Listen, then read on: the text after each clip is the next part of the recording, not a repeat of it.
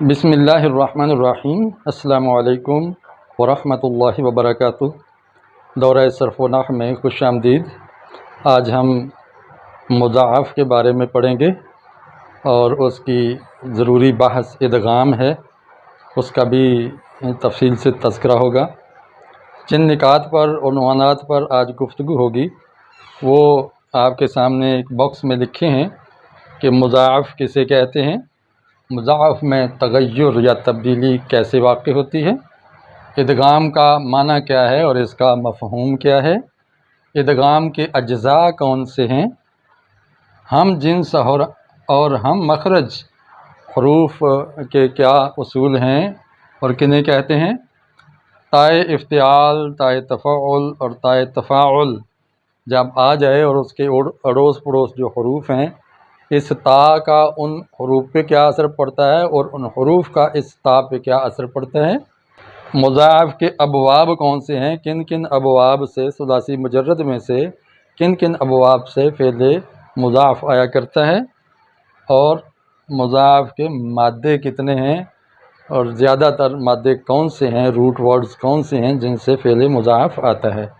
تو یہ تقریباً 8 نکات ہیں جن پر انشاءاللہ گفتگو ہوگی۔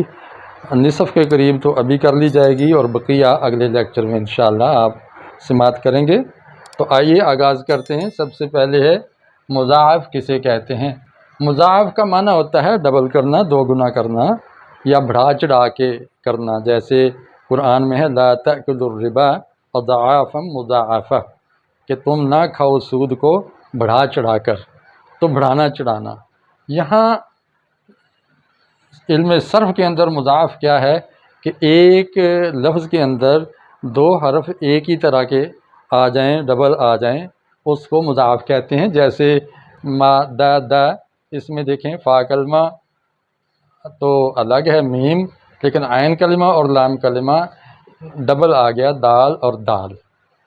اس فعل کو فعل مضاعف کہیں گے جس کا عین کلمہ اور لام کلمہ ہم جنس ہوں، ایک ہی طرح کے ہوں، ان کو فعل مضاعف کہا جاتا ہے۔ فعل مضاعف میں تغیر کیا کیا کچھ ہوتا ہے، تو آپ کے سامنے یہ ڈایاگرام بنا ہے کہ اس کے اندر ایک تو ادغام ہوتا ہے، پھر اس میں حذف ہوتا ہے، پھر اس میں ابدال ہوتا ہے۔ یہ 3 تغیرات فعل مضاعف میں ہوتے ہیں۔ ادغام تو ایک قاعدے کلیہ کے مطابق ہے، اس کو ادغام قیاسی کہتے ہیں، جبکہ حذف اور ابدال بغیر کسی قاعدے کلیہ قانون اور اصول کے ہے، اس کو سماعی کہتے ہیں، کہ اہل زبان نے جیسے اس کو پڑھ لکھ دیا ہم اس کے پابند ہیں، وہ کسی اصول کے پابند نہیں ہیں، اس لیے اس کو سماعی حذف کہیں گے یا سماعی ابدال کہیں گے۔ آگے معنی ہے کہ ادغام کا کیا مطلب ہے، یہ جو ادغام آیا ہے اس کا کیا معنی ہے۔ ادغام کا معنی ہے ایک دوسرے میں داخل ہو جانا، مرج ہو جانا، مدغم ہو جانا۔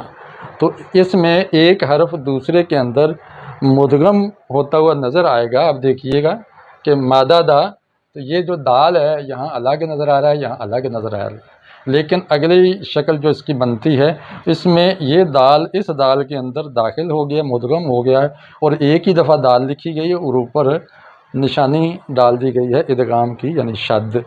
تو یہ مادہ دا سے بن گیا مدہ۔ اب یہ ادغام کہاں کہاں ہوتا ہے یہ انشاءاللہ آگے ہم بحث کریں گے، لیکن سب سے پہلے ہم آپ ایک اور نقطہ سمجھ لیں کہ ادغام کے اجزاء کون کون سے ہیں۔ جیسے ہم نے پڑھا تھا نا مرکب توصیفی کے اجزاء ہیں موصوف اور صفت، اس طرح مرکب اضافی کے اجزاء پڑھے تھے مضاف الیہ، مضاف اور مضاف الیہ۔ اسی طرح ادغام کے جو اجزاء ہیں وہ ہیں مدغم، جس کو یعنی داخل کیا گیا ہے، اور مدغم فی، مدغم فی ہی جس کے اندر اس کو مدغم کیا گیا ہے، مدغم فی۔ اب دیکھیے اس دال کو اس دال میں مدغم کیا تو یہ پہلا دال یہ مدغم ہے، اور دوسری دال جو ہے یہ مدغم فی ہی ہے جس کے اندر ادغام ہوا، اور ان دونوں کو مرج کرنے اور مدغم کرنے کے عمل کو ادغام کہتے ہیں، داخل کرنا۔ تو یہ اس سوال کا جواب آ گیا۔ اب ہم جنس کیا ہیں اور ہم مخرج کیا ہیں، تو ہم جنس حرف وہ ہوتے ہیں کہ یہ را اور را دو بار آ جائیں تو یہ ہم جنس ہیں، لیکن اب دیکھیں تا اور طا، اگر تا اور تا آ جائیں تو یہ ہم جنس ہیں، طا اور طا آ جائے تو ہم جنس ہیں، لیکن تا اور طا یہ قریب المخرج ہیں، یہ ہم مخرج ہیں، یہ بھی حروف نطقیہ میں سے ہے، تا اور طا بھی حروف نطقیہ کا حصہ ہے، یعنی زبان جہاں پر لگ کے تا ادا کرتی ہے اسی مخرج سے طا کو ادا کرتی ہے، یہ اس لیے یہ ہم مخرج ہو گئے، یعنی منہ کے اور زبان کے اور تالو کے جس حصے سے یہ حرف ادا ہوتا ہے وہی حرف اس کلمے کا یہ بھی ادا ہوتا ہے، تو یہ ہم مخرج ہو گئے۔ تو جب یہ ہم مخرج آ جاتے ہیں تو اس وقت بھی ادغام ہوتا ہے، اس لیے اس نقطے کو یہاں رکھ دیا ہے، یعنی ہم جنس حرف آ جائیں تب ادغام ہوتا ہے اور ہم مخرج آ جائیں تو تب بھی ادغام ہوتا ہے۔ اب آگے چیزیں آئیں گی انشاءاللہ، میں اگلے لیکچر میں بتاؤں گا، اور کہ وہ کیا قوانین ہیں جن کی بنا پہ یہ ادغام ہوتا ہے۔ اب دیکھیں یہ قوانین ادغام، تو یہ قوانین ادغام کے اشارات میں نے دیے ہوئے ہیں، سمبلز ہیں، سگنلز ہیں، اشارے ہیں، اور آگے کچھ لفظوں کے اندر بھی اس کی تعریف اور وضاحت کر دی گئی ہے مثالوں کے ذریعے۔ تو انشاءاللہ میں اگلے لیکچر میں بتاؤں گا کہ یہ قواعد کس طرح لاگو ہوتے ہیں، ان کا کیا اصول ہے۔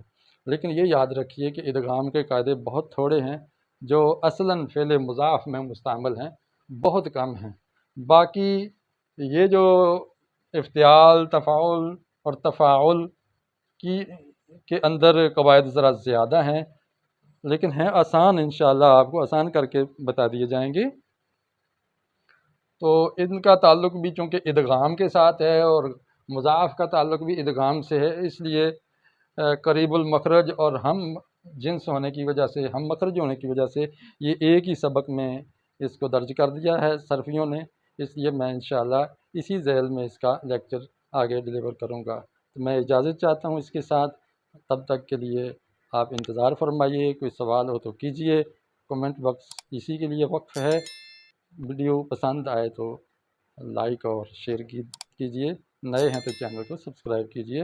السلام علیکم ورحمۃ اللہ وبرکاتہ۔